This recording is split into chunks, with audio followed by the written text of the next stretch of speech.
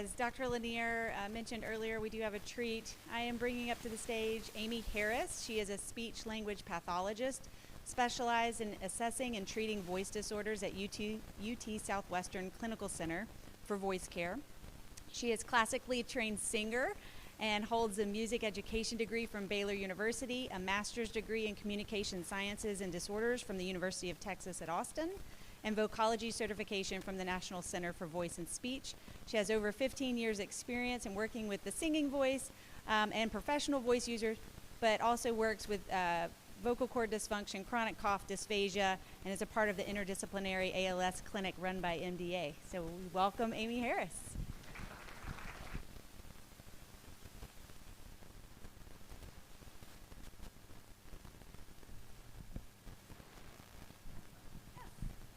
Hello, thank you so much for having me today. I'm very excited to be here.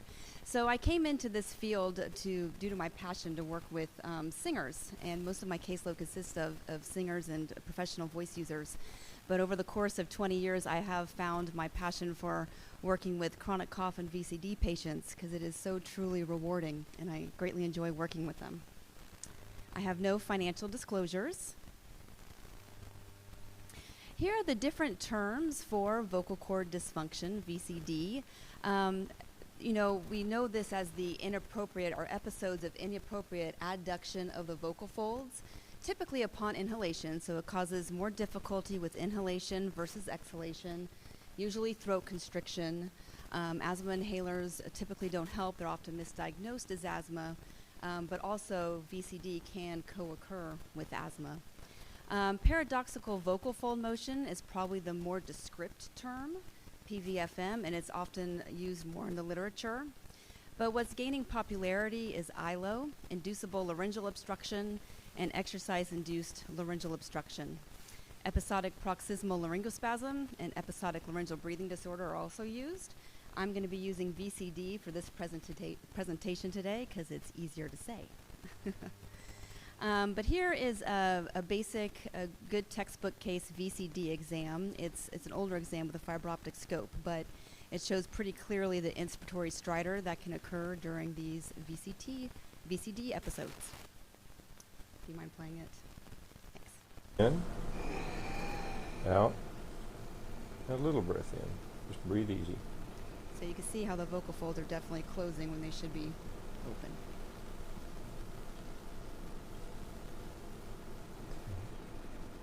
Now with your mouth open, deep breath in, out. And there's that inhalatory stridor. Now close your mouth and try the same with. And then for chronic cough, chronic neurogenic cough, chronic refractory cough, this is a cough that persists over 8 weeks despite no other known etiology or medical cause for the cough, or despite correct medical management for a cause for the cough. Chronic cough is it's an increased hypersensitivity of the larynx. So what we know that controls the sensation of the larynx is the internal branch of the superior laryngeal nerve that goes into the thyrohyoid membrane. And so that nerve, we believe, has been damaged due to like a post-viral type episode. So someone was sick, had bronchitis, and then afterwards that cough doesn't resolve. It's because of an increased sensitivity to the laryngeal mechanism. Irritable larynx syndrome is an umbrella term for chronic cough and VCD. There's this continuum here that begins with chronic throat clearing, chronic cough, VCD, and then full-on laryngospasm. So that top oval represents the central nervous system's non-triggered yet hypertonic state. And then tone modulators, that can affect these episodes includes posture issues, anxiety, stress, that type of thing. And then the irritants can include whatever the trigger is for the cough. And that makes this continuum of these symptoms. So the similarities for VCD and chronic cough are the triggers, which we'll go through in a second. The symptoms, you have to remember that VCD episodes can include some coughing, and a chronic cough episode can include some VCD. Abnormalities of laryngeal function, the inappropriate closing of the vocal folds, and they are treated well with behavioral treatment strategies via speech therapy. Here are some of the common VCD cough triggers. Talking, laughing, singing, and shouting all endorse that vocal fold closure. Anxiety and stress can manifest as tightness in the larynx, and that's often at least a little contributing factor to these episodes. Reflux, any type of exercise. External neck palpation, so feeling something on their neck or touching their neck, wearing turtlenecks, scarves, that kind of thing. Humidity, environmental temperature changes, exposure to noxious stimuli such as bleach, cleaning solvents, strong scents such as perfume, candles, etc., smoke, positional changes, and different throat sensations, whether they feel a dryness in their throat, a tickle, mucus is a big one. Those are all triggers for cough. And sometimes we don't know what the trigger is. The patient can't identify the trigger. This is an actual route to a speech pathologist that a chronic cough patient took. She's a 55-year-old obese female with a chronic cough. I think it was for about 2 months. And so she started, I should say that she had so many coughing episodes that it led to incontinence, a lot of dysphonia. She was scared to leave the home because she was so embarrassed by her cough and throat clearing. So she started with her PCP, then went to 4 pulmonologists, 2 ENTs, and a partridge in a pear tree. Just kidding. And cardiologist, also went to a GI doctor to make sure that reflux was under control, who referred her to a rhinologist in our clinic at UT Southwestern, then to a laryngologist, and then speech therapist. But that's a typical course for patients with chronic cough to go through to get to a speech therapist. They go to many providers first. So when they are referred to speech therapy, we really want them to have already had a complete medical assessment before coming to us. And that's usually the look that patients give the healthcare provider when they bring up speech therapy as the recommendation for VCD or cough. I'm coughing, I know how to talk, why are you sending me to a speech therapist? So the patient will question the reason for the referral. We usually like to have a full I can't say that, and that's my field. And I'm a speech therapist. A laryngological exam to make sure there's no extrathoracic condition going on with the larynx, any other reason for them having these breathing or cough issues. It's also important to facilitate, though, the patient's acceptance of the behavioral approach. It's great if the referring healthcare provider has some type of handout to explain, define VCD and cough, and explain why they're being sent to a speech therapist, or spend the time with the patient to give the rationale behind their referral. That will increase the likelihood that the patient will come to the speech therapist for the initial voice evaluation or initial speech evaluation. So during that assessment, I take a thorough case history and listen to patient-reported symptoms and do these questionnaires regarding their symptoms. I observe their breathing and cough patterns. I watch them while they're walking, while at rest, while they're talking, swallowing, kind of seeing if I can identify a pattern and see if I think that they will respond favorably to these behavioral techniques. And then I listen to their voice. As soon as I pick them up from the waiting room, I'm analyzing how they talk, whether they're back-focused, constricted, hoarse, rough, hyponasal. Any type of muscle tension, muscle tightness, or misuse of the voice on a habitual basis can be a contributing factor to the severity or even a cause of the VCD and chronic cough episodes. And I believe something like 85% of chronic cough cases have a component of muscle tension dysphonia to them. And then, if needed, I'll do a flexible laryngoscopy exam to make sure the larynx is functioning appropriately as far as no pathology, but also looking for a supraglottic compression, the tightness of those muscles over the vocal folds as they phonate. And a lot of times patients will say, I feel so much mucus in my larynx. But then on exam, we don't see that mucus. So it could be because their hypersensitivity is so kicked in, they are feeling what is normally occurring secretions in the throat. But that supraglottic squeezing pattern is making them notice it more as well as the hypersensitivity. Does that make sense? So here are the goals to speech therapy. We do patient education, reduce laryngeal irritation, VCD and cough suppression strategies. which I'm going to go into much more detail, and psychoeducational counseling. So we're going to start with patient education.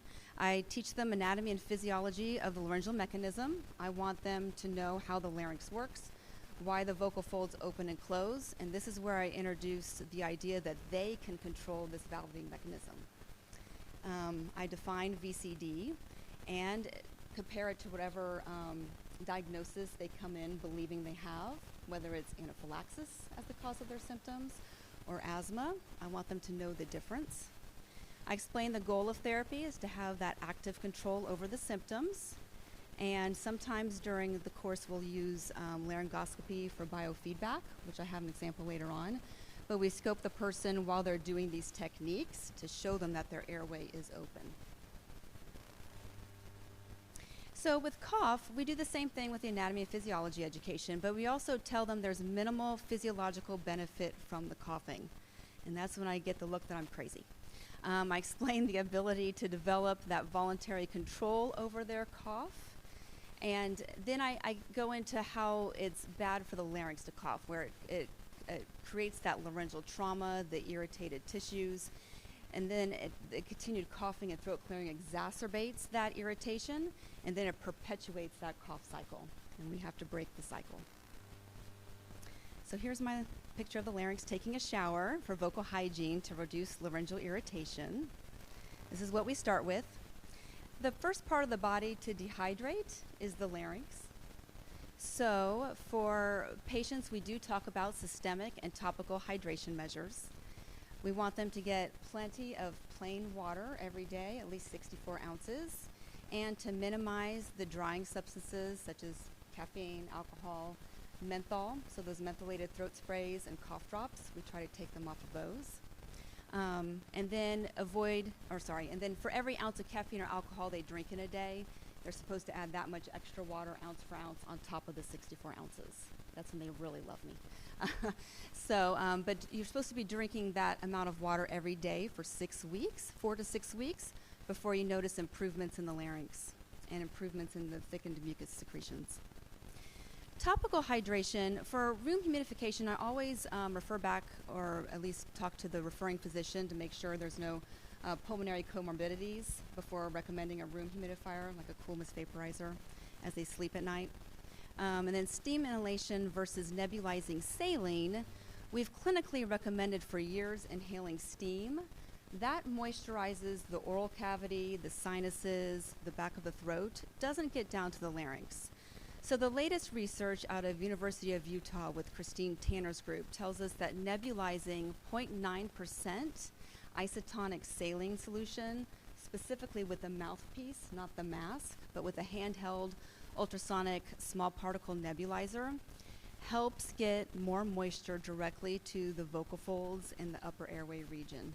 So for patients who have irritation or dryness as a trigger, I usually recommend nebulizing saline for about 10 minutes every day to see if that helps.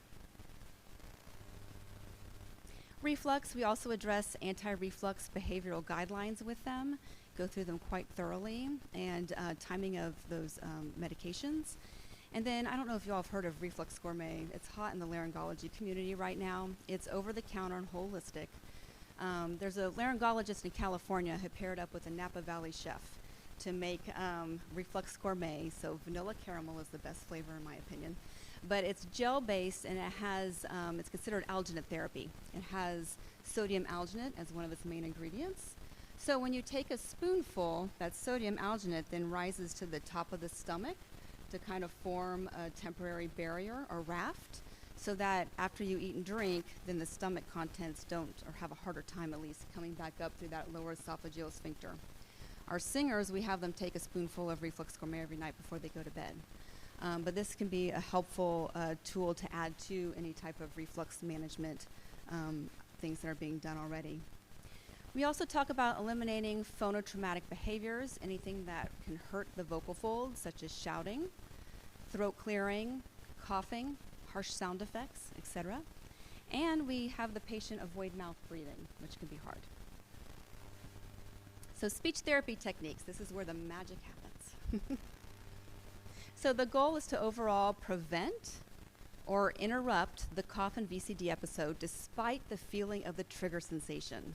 So that's why it's so important for them to be able to identify when an episode is about to begin so they can immediately start the techniques that we're teaching them. Rescue techniques. This is not an all-inclusive list by any stretch, but these are the ones we probably most commonly use.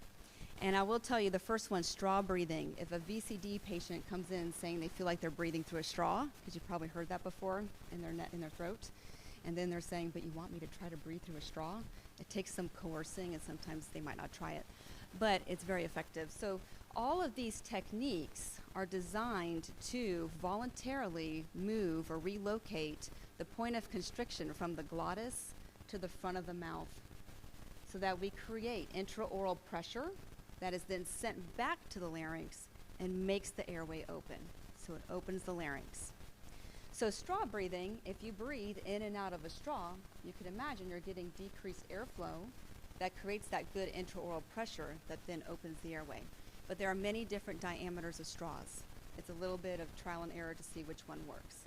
And I should say with this whole list, one rescue technique may work beautifully for one patient, but make another patient's symptoms much worse. And there's no rhyme or reason to it. It's simply trial and error. Back to the straw breathing, the larger diameter straws typically don't build up enough pressure, so they're not as effective as the normal sized drinking straws, or even a little bit smaller. The coffee stirrer straws, we use them with singers, but they're not effective for VCD and cough. They're too tiny. Pursed lip breathing is breathing in and out of pursed lips. So I'm going to have you all try it if you want to. You really tighten your lips like you're breathing in and out of a straw. But you want to feel and hear the air at your lips. You don't want... So you can kind of tell that creates a pressure inside of your mouth that can be sent back.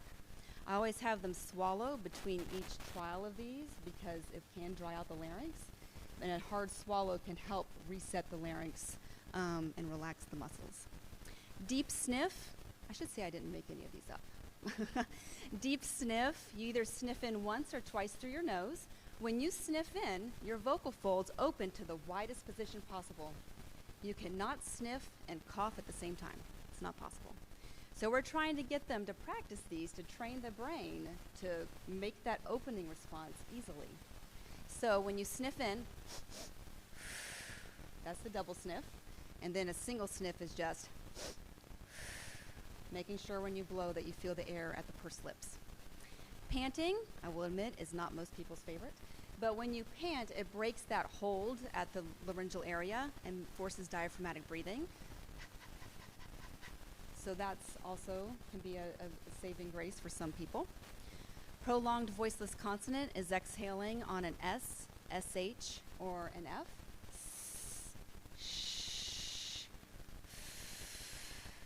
It creates that desirable intraoral pressure, but it also makes the patient focus on their exhale, which is key because VCD patients are so worried about getting air in, they forget they need to exhale or they don't want to exhale because they're trying to guard and hold that airflow, which makes all their symptoms worse. We want to train them to get a good exhale before the next inhale, which will be more successful. And the last one is the tongue tip trace back. You take your tongue tip, start behind the upper front teeth along the alveolar ridge, draw a line straight back along the roof of your mouth to your soft palate, and hold back there and breathe in and out of your mouth. When you do that, this is the one that's different, that it doesn't create the pressure, but when you hold your tongue tip back there, your larynx drops and opens. It kind of creates that yawn space. Do you feel it? So they can't have their tongue tip back there and cough at the same time. So I often have patients practice these techniques all throughout the day when they're asymptomatic so that they can more easily apply them in the heat of the moment. And then here are distraction techniques. These are more used for chronic cough patients than VCD. Effortful swallow, just doing a hard swallow where you pump the back of your tongue forcefully against the roof of your mouth, either with liquid or just a dry swallow. Non-mentholated lozenges or hard candies. Ice chips, because it creates that sensory jolt when we suck on ice, so it distracts their brain from the feeling in their throat that they need to cough. Same thing with cold and warm beverages. It can be a distractor. Chewing gum. and what I call the glottic breath hold. It's where a patient will actually feel the urge to cough, so they start the inspiratory phrase and they stop and hold their glottis together and then count to 2 or 3 and then blow air out through pursed lips. So it's and see if that cough passes, that cough sensation. So open throat breathing techniques. These techniques were first created by Florence Blager, a speech therapist at National Jewish, when VCD was first diagnosed in 1982. So they've been around for a while. We use them a lot. This is where you inhale through your nose with an open throat. We want to create a yawn space. So I expect you all are going to start yawning. But it's where you keep your lips closed, but you put space between your upper and lower molars. Now pretend like you have a hot piece of baked potato or a golf ball on the back of your tongue to create that yawn space. Then you inhale slowly and silently through your nose and blow air out through pursed lips. So it's, and we want to hear the air as they exhale because then we know it's forward focused, but on the inhale it should be quiet.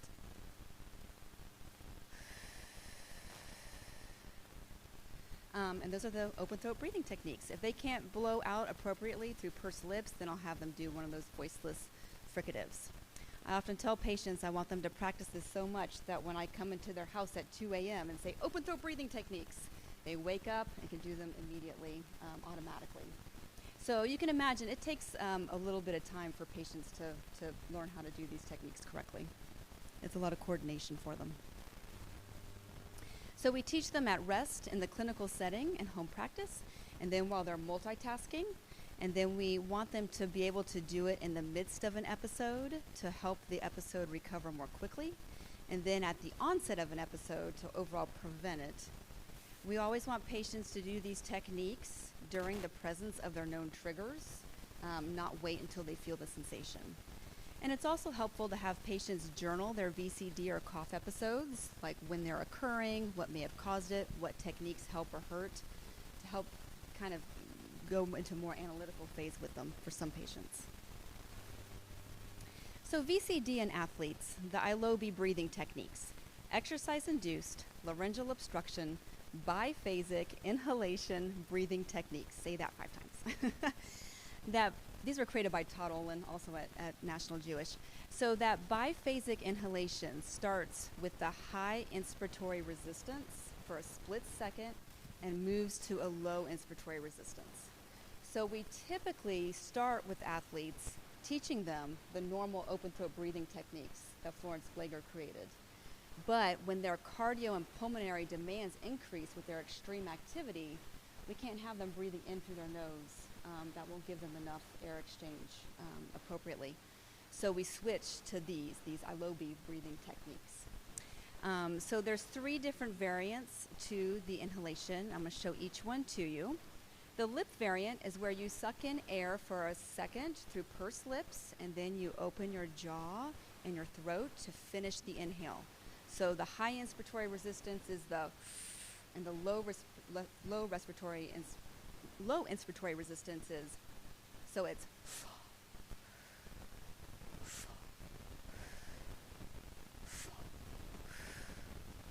the tooth variant is where we inhale with kind of like an inverted F, where the upper front teeth touch the lower lip, and then we go to that open mouth again. So it's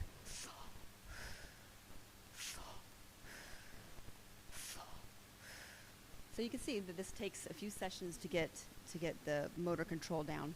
And then tongue variant is where you inhale through the nose with your tongue tip up on the alveolar ridge, and then you drop your jaw for the rest of the inhale. This is harder for me to do. I always have to concentrate on it.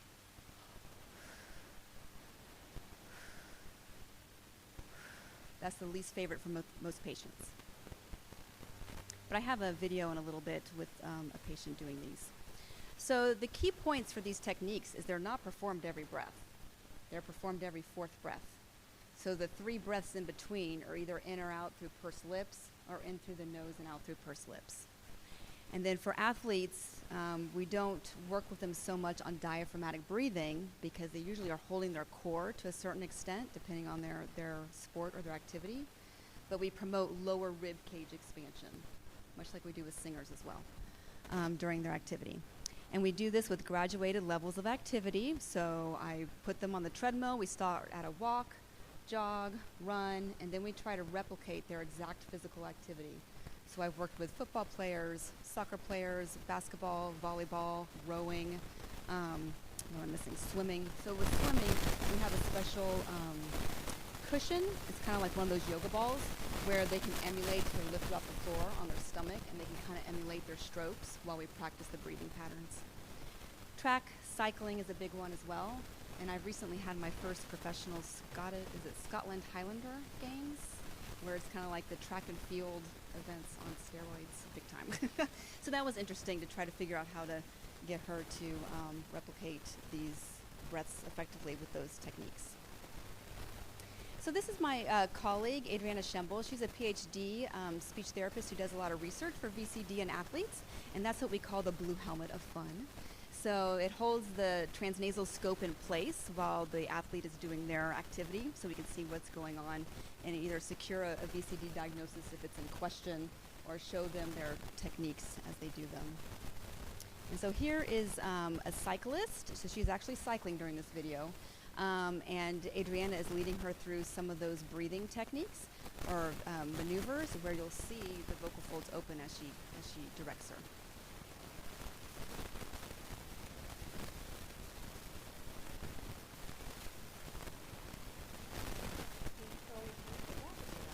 So that she's tracing her tongue tip back along the roof of her mouth.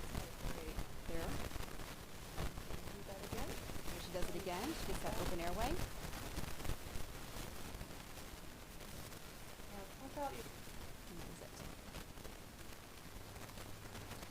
So speech therapy, we should also address their diaphragmatic respiratory pattern, posture, and the hyperfunctional phonatory pattern in speech. I'm going to touch on each of these real quick. So with diaphragmatic breathing, any type of upper body tension upon inhalation or exhalation can definitely contribute to the severity of chronic cough and VCD. So we do work with them on securing a more diaphragmatic pattern of breathing, where when they inhale, their abdomen gets bigger, and when they exhale, it recedes back in. Sometimes we use respiratory retraining devices. There are two up here that are the most common. The one on the right, the breather, is a little more user-friendly, but it has different levels of resistance for both inhale and exhale. So we're able to start at a lower level of resistance while they're learning the diaphragmatic breathing pattern and gradually increase. So you basically put it into your mouth and breathe in and out of it. Upper body tension. So when I first meet a patient, I palpate upper body muscles to see if there's any tightness anywhere along the shoulders, neck, the extralaryngeal musculature, jaw, base of tongue. If needed, I'll teach the patient upper body stretches. I perform circumlaryngeal massage, which helps release that tightness from the outside. And in severe cases, we'll refer to PT for myofascial release for upper body tension. And then working on optimizing the speaking voice technique. So when we talk, we should breathe in diaphragmatically. As we talk, we should engage our abdominal wall. That's the power of our sound. We should feel nothing in our throat, and we should feel the vibrations of our voice somewhere in the front center part of our face, called forward resonance. So we have a ton of voice therapy hierarchical programs that address this technique to optimize someone's speaking voice if we feel that their speaking voice pattern habitually is a contributing factor or cause of the VCD and cough episodes. Psychoeducational counseling. This addresses motivation for the patient, their compliance with therapy, and facilitates appropriate beliefs about the condition and the role of behavioral therapy. It's important for patients to understand commitment required.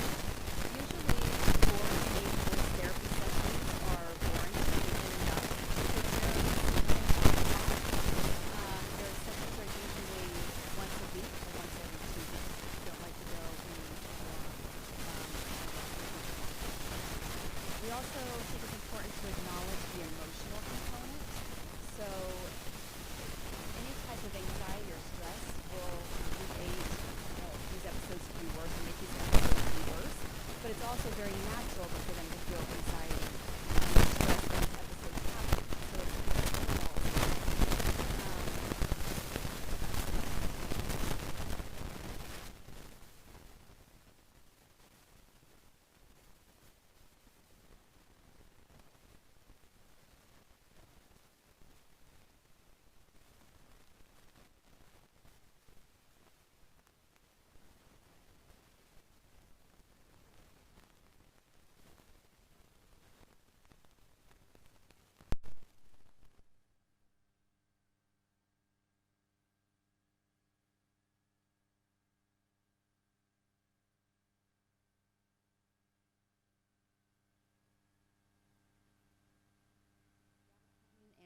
sertraline have been the most commonly used, where the patient is titrated to a certain level, where the cough or the cough is reduced, and then they are held there for a few months before they're again weaned off. We don't want the patient on these neuromodulators long term. It is meant to be for a reset of the larynx within a few months' time. A lot of patients don't like the side effects, so they're not the first to or wanting to necessarily try the neuromodulators first. They would rather try speech therapy and a superior laryngeal nerve block instead.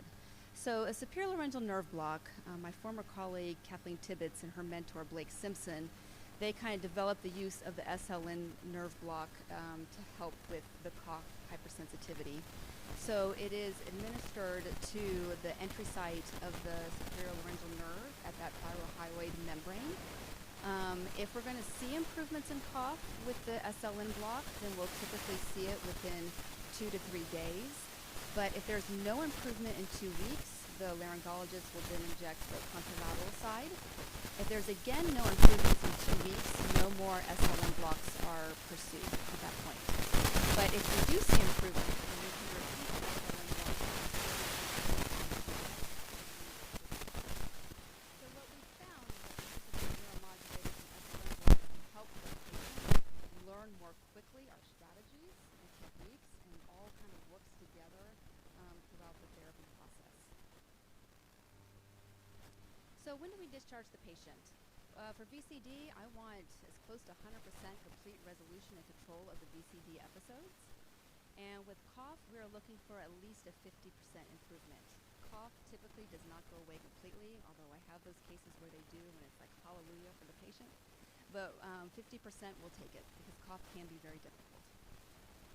And then if they notice a return of their symptoms that don't go away within 2 weeks, once they're done with therapy, we want them to come back for a repeat course.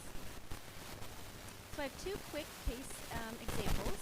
This one is a 46-year-old female PACU nurse at a pediatric hospital. Her onset of cough started when she had the ACDF surgery about a year prior to seeing us. She coughs to the point of throwing up 6 to 8 times per day. Talking is the main trigger for her cough, which makes it hard for her to be a nurse. And both hydrocodone and Lyrica have helped her.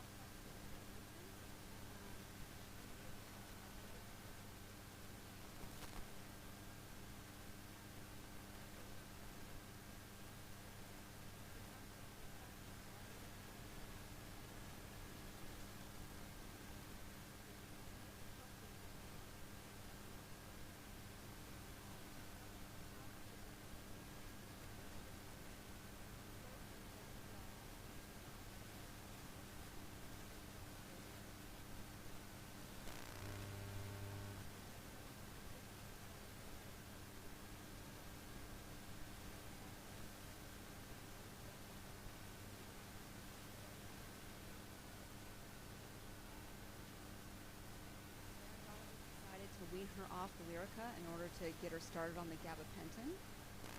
So we made that determination then. So her fourth visit was before she started the gabapentin. She said her cough was 50% improved. She hadn't vomited in 7 days. Her voice quality was much better, so we went ahead and got her started on a resident voice therapy program to further improve that voice quality. And she returned to a laryngologist with some flare-ups due to a respiratory infection about a year later. She received SLN drops that we would take care of her about.